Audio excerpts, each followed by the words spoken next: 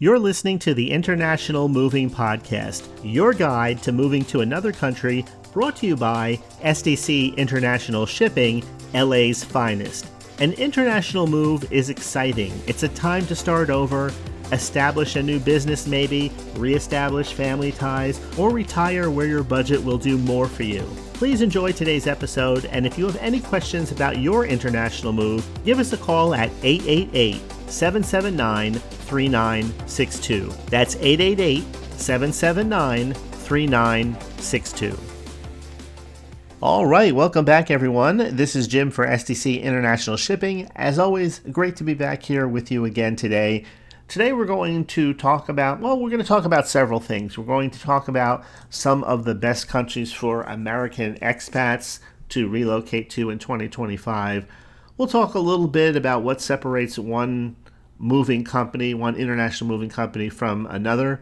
Of course, they're not all created equal. Sometimes you may just be dealing with a freelance broker, someone who has a website that looks nice, but they're basically just a middleman, and then they sell off pieces of your move to the lowest bidders and take the difference. And while maybe on the surface that may seem like not such a bad thing if you're looking to save money, a lot of things can go wrong with that kind of approach.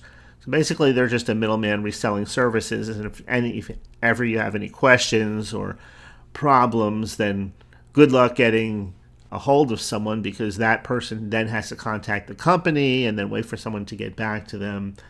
At SDC International Shipping, for example, everything is under one roof. You work with a dedicated relocation specialist, someone who specializes in your destination country. They understand all of the paperwork, what needs to be done, how things need to be filled out. They deal with the same people in customs week after week, month after month, year after year. Everyone knows one another. They work together regularly. And that's the difference. And there's a lot of other differences we can go into, but let me just change gears for a minute and let's talk about American expats in 2025. Now, there's expats from the UK. There's expats from every country that you can imagine. The UK, Germany, those countries come to mind immediately. I know there's quite a few from the Middle East, too, that relocate in other countries. And let's face it, we are in a mobile society worldwide today for the most part. And people ask, well, what are the reasons that people move? What are some of the main reasons? Well, some of the reasons are very simple. We can talk about things like moving for job opportunities, professional reasons. We can talk about people retiring, going to school, and sometimes, and more frequently I think now, people are moving because they can. I think that a lot of times people now realize that moving isn't such a huge feat as it might have been 20 or 30 years ago. The logistics and everything are in place. The technology is in place to make it easier than ever before. And some people just are looking for a change of scenery. And younger people too, more adventurous. They're willing to go over to a new country, check it out for several years, maybe move around. And the visa options today allow you to do that also, because a lot of people work remotely as compared with the past. But in 2025, I think, more Americans than ever are packing up and heading overseas. Now, some people might think, well, that's just, political reasons and talk about politics a lot. But even if you're not talking about politics, because if you're the type of person that follows politics quite a bit, and your friends do, it may seem or feel like everyone does. But I think that there's a lot of people that just don't. They just move not because of policies or who's in power and who isn't. I think a lot of people just move because of what they experience from day to day. Maybe the cost of living is too high where they are. Maybe there's not enough opportunity. Maybe they're just looking for a fresh scenery or a different pace of life. There's always a lot of reasons out there that people move. The fact is, though, that people do move more than ever. And at SDC International Shipping, we've already worked with thousands of Americans, helping them relocate to cities, towns, coastal villages, you name it. And from what we've seen firsthand, some destinations definitely stand out and maybe would be considered some of the better places that you might want to call home, especially now in 2025. So let's look at a few of them. Where are Americans going right now and why? We've talked about the UK before, but I think let me just start with talking about Portugal. Portugal remains one of the top destinations for American expats, and that's for a good reason because it has that balance between the European charm plus the modern infrastructure. It has more of a relaxed pace of life. As far as your natural surroundings, it's a beautiful country.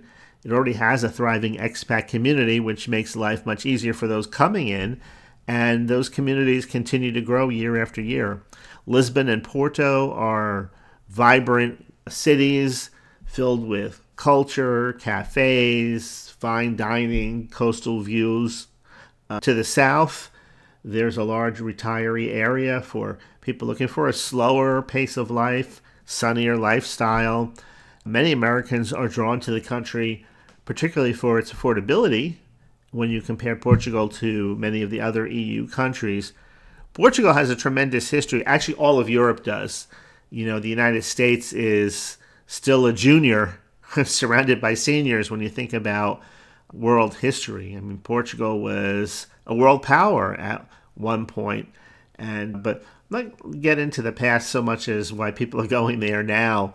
For example, one of the draws that are attracting people to the country is the D7 visa, and that's ideal if you're a retiree or if you're a remote worker, maybe you have some passive income or savings. There is the digital nomad visa if you're a freelancer or an entrepreneur working remotely. And one of the things, once you're there and you think about the perks that are available to you in this country, you have access to high quality, low cost private and public health care, the low crime rate and high standard of safety stick out. Of course, there's crime everywhere, but lower crime rate is significant. It's a significant draw. English is widely spoken, especially in the larger cities and the tourist regions. They have incredible food, history, easy travel throughout Europe. And so those are some of the perks that stick out. So if you're in that place in life where you're looking to retire comfortably or maybe work remotely, think about the type of picture where you see people sitting on a nice sunny terrace.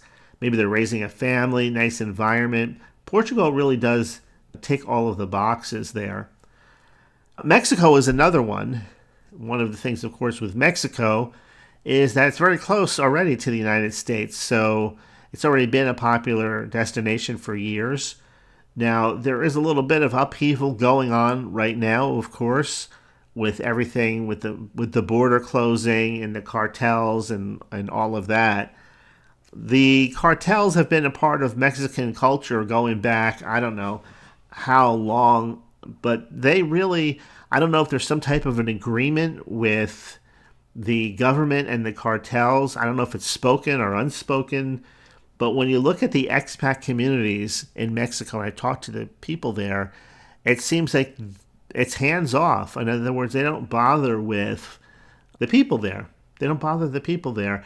And I think that maybe it has something to do with when people stray far outside those areas, maybe into the mountain regions, things become a little more lawless. And that's where you will meet some of the people that, people advise you to avoid. Now, friends of ours recently went on vacation to Mexico, and they ended up renting a car, and they went outside the area to an area they were unfamiliar with to do a little bit of exploring. And it ended up that somebody wound up plowing into them with a car. They had too much to drink or whatever, and they found themselves in a not so good area. And thankfully, I just heard this story about 2 weeks ago, people locally came and helped. So one woman came and she spoke broken English, but enough so our friends were able to understand them.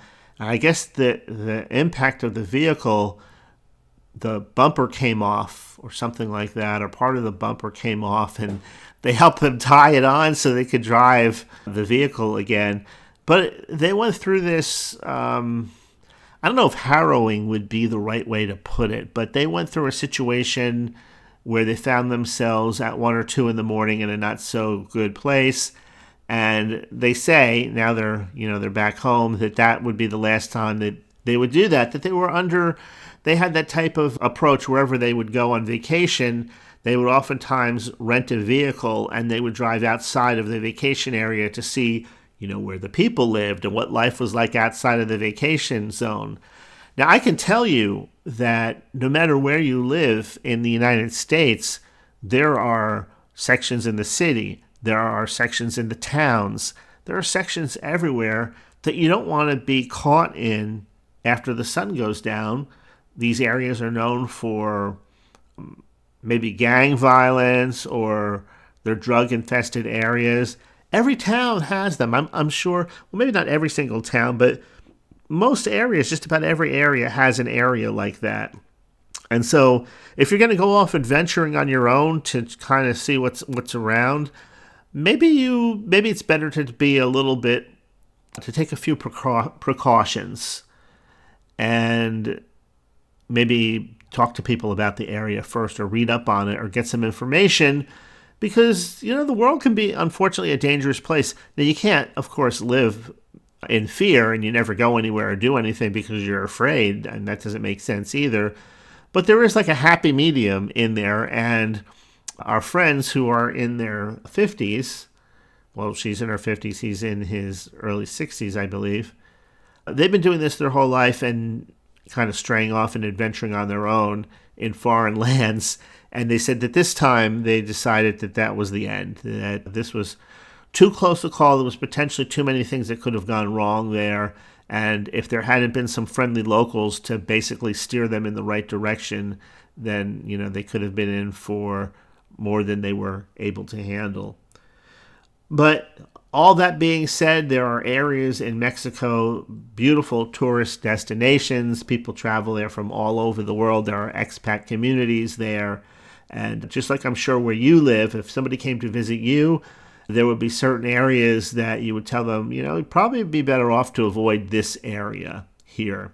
So, especially in the nighttime, seems once the sun goes down, things can change.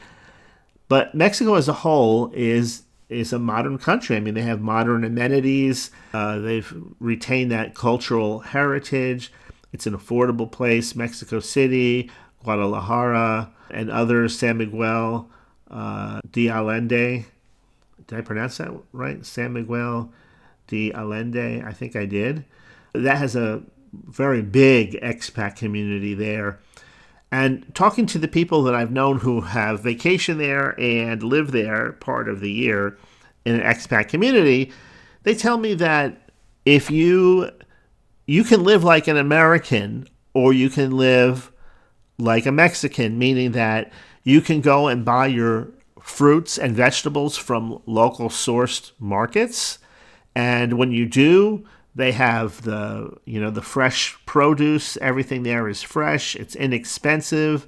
The meats and everything, they say, are delicious. Or you can go to a big box store, which they're there also, and pay, more than you would pay if you bought from the locals. So it depends on how you want to live. Some people, like I said, they rather take advantage of the lower cost of living, and they buy from small shop owners, from small butcher shops, and that's where they get their poultry, that's where they get their fish and their meats and everything, and they enjoy that lower cost of living. But if you want to go to a regular store and buy some of the things that you're used to buying in the United States, for example, a lot of those things are available there, and they have import fees also. I don't know what they are now. I don't know what our setup is with Mexico, but with the tariffs and everything, some of the stuff is a little more expensive than maybe you think it would be. So, and I think that goes for most countries. If you buy local, you buy from local businesses, small businesses, then you can enjoy that lower cost of living that people are attracted to. So Cost of living, again, overall, it's significantly lower. And one of the things people told me too about buying property in Mexico is that a lot of times you can buy something that you wouldn't be able to afford here, talking about middle class people. You could buy a very large home there, but you're still going to spend some money for it. In other words, a large, beautiful home isn't necessarily cheap, but yet it's still within your range when compared to what you would pay for that home here. And so they say that one of the temptations of moving to a country where the cost of living is cheaper is that no matter what your budget is, in other words, if you're going to be a little more conservative, then maybe you don't buy a house that's necessarily 3,000 square feet or 2,700 square feet. Maybe you get a 1,500 square foot house and you pay significantly less, and you apply that to everything that you do. However, they have, luxury homes in all of these countries just like, we have here. And so you could live at the top of your budget. In other words, you can spend the same amount of money that you're spending here in this country, even though it's cheaper to live there, but you just upsize everything that you have. You have nicer everything. So at the end of the day, and that's the draw. That is the draw. You're able to live better than you would have spending that same amount of money here. So the question is, do you do that and live in luxury, but not really have much more left over than you would have if you had stayed in the U.S.? Or do you scale down and make sure that you have that extra money in the bank, that little nest egg, that emergency funds, whatever, in case you ever need anything, you pay for it in cash? And sometimes the temptation to live better overruns the desire to have some money in the bank. I hope that makes sense. So Mexico has very flexible visa options. There's temporary and permanent residency visas, and those are available to digital nomads and retirees. One guy that I talked to who's been there for several years, and he came from Europe, was telling me that there were so many problems in Europe, he just couldn't wait to get away from them. He had to leave. And so he decided on going to Mexico because it had a lower cost of living. And now he's been there for several years. And I asked him, well, what do you think now? And he said, well, in the big picture, he said, I traded one set of problems for a different set of problems. He said, the initial set of problems I had to deal with, he said, were just overwhelming me. The new set of problems, he says, I can deal with them.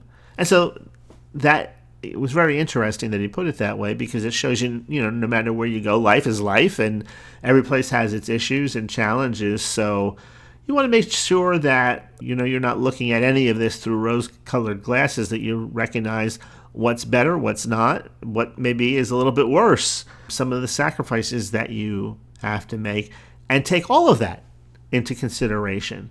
And if it makes more sense to make the move, then you go ahead and make the move. And one of the nice things about Mexico, being that it's so close, is that if you want to move back, well, we're a hop, skip, and a jump, so to speak, away. Spain, another great location, continues to be in 2025. People talk about the culture, the climate, the community. Spain seems to have it all.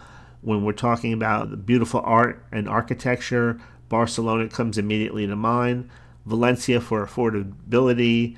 Madrid, known for its energy, nightlife. So Spain delivers a lot when it comes to style, sunshine, all the above. And one of the biggest draws for American expats, again, is the laid-back lifestyle. This is one of the themes that I've noticed, laid-back lifestyle.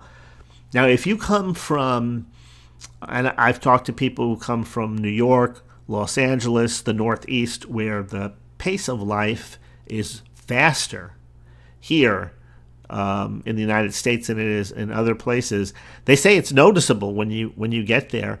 Some people are able to adapt themselves to a slower pace of life, and other people just continue to live basically at a faster pace of life. That's just the way they like it. And so, but the nice thing is that if you like to be on the go all the time and do a lot of things, and you're a go-getter, so to speak, you're an entrepreneur, you like to work, then no matter where you are, probably going to do that. But if you're with a more laid-back crowd, it's nice to know that you can unplug whenever you want, and there'll be people there to that you can enjoy the time with, the culture with, the climate with, and everything else. So that's the laid-back lifestyle of Spain. It ranks very high for expats.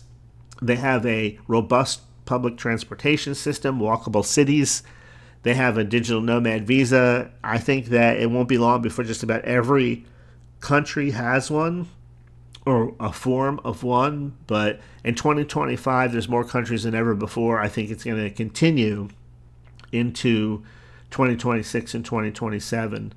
Lower healthcare costs and access to world-class medical care in Spain, affordable housing options outside of the major city centers. And just like a major city center in any country is going to be where things are going to cost more, where real estate is going to cost more, housing is going to cost more, food and all the above. Costa Rica, I've talked about Costa Rica many times on this podcast. And Costa Rica has exploded in growth recently. It is, of course, located in Central America. It's been known for years as being a paradise for Americans looking for simplicity, sustainability, sunshine. So beautiful places there. There's a mountainside if you're looking to really get away. San Ramon offers a peaceful mountainous type of surroundings. You can look at the beaches there. I mean, there's rainforests. It has a little bit of everything. They have very strong environmental protections, lots of natural beauty, and for people who are on a pension or retired, Costa Rica can fit like a glove. If you're a retiree and you have that steady income, then it's very easy to make Costa Rica your home. They have affordable health care, both public and private. A lot of expats buy private health care insurance. It's cheaper. You're guaranteed to get, depending on what kind you buy, English-speaking doctors and healthcare providers. There's a stable democracy there. There's no standing military in Costa Rica. They're in the midst of, or maybe finished building, their first major hospital there. And so that's a sign that it is growing. Lots of new condos coming in all the time. In some ways, when I listen to people talk about Costa Rica, it reminds me of old Florida versus new Florida. Old Florida, when, a lot of sleepy towns, even the cities were smaller then. It's hard to believe, but Miami used to be a small city at one point in time, going back years ago. But that's the feeling that I get when I hear people talking about Costa Rica. I have friends that go there a few times a year, and they really enjoy it. France is another location. Now, when you think about France, when I think about France anyway, I think about some of the problems that you hear happening in Paris and a few of the other big cities. Riots and clashes between Muslims and police and things like that. You hear things like that and you see it on the news and you think, wow, this must be like when you hear about New York, you think about New York City and the problems they have there. But then when you kind of pull back and look at the bigger picture, well, New York is a city in a state of the same name, and there's plenty of picturesque towns throughout the state of New York, and outside of the city, life can be much, much different depending on where you're located. And I apply that same kind of thinking to France. Not every place is packed like a Paris or going through the challenges that they have there. People that I know who vacationed there or went there in the not too distant past loved it. They loved the French countryside. They talked about the affordable housing, walkable town centers, and the charm of those local areas. Did not have that big city pressure or that big city presence or crime or any of that. So with France, they have long-term visa options that are designed for retirees, freelancers, and entrepreneurs. If you've caught me saying that probably several times already, retirees, freelancers, and entrepreneurs, then you realize that this has become, again, the norm, the types of people that are relocating. Not just retirees like in the past, but now freelancers, entrepreneurs, people starting small businesses are becoming the most mobile people, and even young people who fit those profiles. They have great health care over there, public health care. They have affordable university options if you have a family with college-age kids. They have a train access to other European countries. So that's France. The quality of life there is considered to be probably head and shoulders above what you would find in most other places, especially in the countryside. Once you're settled, you can enjoy excellent food. They have strong social systems and the ability to explore the rest of Europe without much problem. With SDC International Shipping, of course, we're there to help you with everything that you need to make this kind of move, whatever kind of move you need to make, from the packing and shipping to the customs documentation. You'll avoid the hassle of having to figure all of that stuff out for yourself. That's what makes working with an experienced international moving company make all the difference. Now, a few other things about international moving itself. You don't want to wait to the last minute before making a move. You don't want to be in a situation where you're under the gun, time is becoming an issue. It's not that things can't be shipped quickly. It's just that you don't want to cram a whole lot of things into a very short window of time because it just causes too much stress. I'm sure you already know that in life, if you wait to the last minute to fix things that need to be fixed or to get things in order, again, it just provides you with a situation that you'd probably be better to avoid. So, and again, you can apply that to anything, but international moving is definitely one of them. I don't think that 3 months, somebody would say 3 to 6 months before the actual move is when you want to get started. I would say for most people 6 months, or maybe even longer, because you have to get all of the visa information together. You have to decide, unless you're already familiar with where you're going and how things work there, you have a checklist of things. And of course, working with an experienced company like SDC International Shipping, we can help you through the process. We can help you with the documentation, whatever you need. We can give you advice. You can talk to an international relocation specialist who specializes in that area that you're going to. And that makes all the difference in the world. If you had to move to a big city in, I don't care what country that we're talking about, just think of how much better it would be if there was someone who knew that city inside out, who knew where to go, where not to go, what real estate people to talk to even, and how much to expect to pay for your utilities, what is low, medium, and high, or what's a lot and what's not a lot. I had a friend that was over in Italy for a while, and he picked up the language very quickly. And there were some tourists that were coming to this, I guess he was like in a beach area, and there was a little restaurant there, and they heard them speaking English, and he immediately knew they were from America, and he heard a guy yell in the back in Italian, "How much do you want to charge these gringos that are coming up the walkway for their lunch?" And my friend heard him, and he yelled back, "The same price you charge the Italians who are here every day." And the people were shocked that they didn't expect him to know Italian for whatever reason.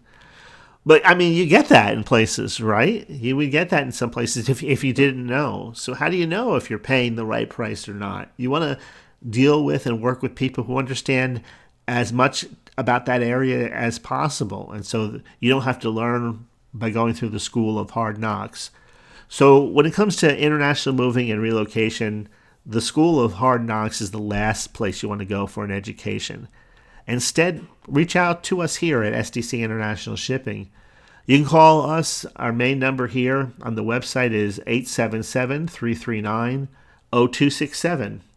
And you can check out our license numbers here. You can follow up on that. You can check us out on the Better Business Bureau. In other words, we're a legitimate company that you're going to be working with. You can fill out a free quote form online, or you can chat with one of our relocation specialists live, get the information you need and get started in the process. We also have some other websites too. You might want to check them out that are dedicated to specific moves. For example, we have movers2australia.com. That's our Australian relocation website. There you'll find specific information if you're looking to move from wherever you are to Australia. That's movers2australia.com. If you're looking to go to the UK, you can check out our specialized UK site at Move from USA to UK. That's Move from USA to UK.com. You can check out the information there. Lots of great information on relocating to the UK. We have a Spanish website, mover2spain.com. Somebody might say, well, why didn't you get the same kind of name for each one? Well, they're not always available, unfortunately. Maybe back in the 90s we could have gotten the exact name we wanted. But the point is that whether you're going to our Spain site, or you're going to our Australian site, or you're going to our main website or the UK website, that we have information that can save you a lot of time, can really fill in a lot of the blanks that you may have relative to making an international move. Our main website, of course, you can always find it at SDC International Shipping.com. Anyway, I hope you enjoyed this episode. I hope that I maybe hopefully answered a few questions for you about international moving today. If so, please go ahead, share this podcast with a friend, share the link, and I think that'll do it for today. So this is Jim. As always, thanks for listening, and I will see you next week in my next episode.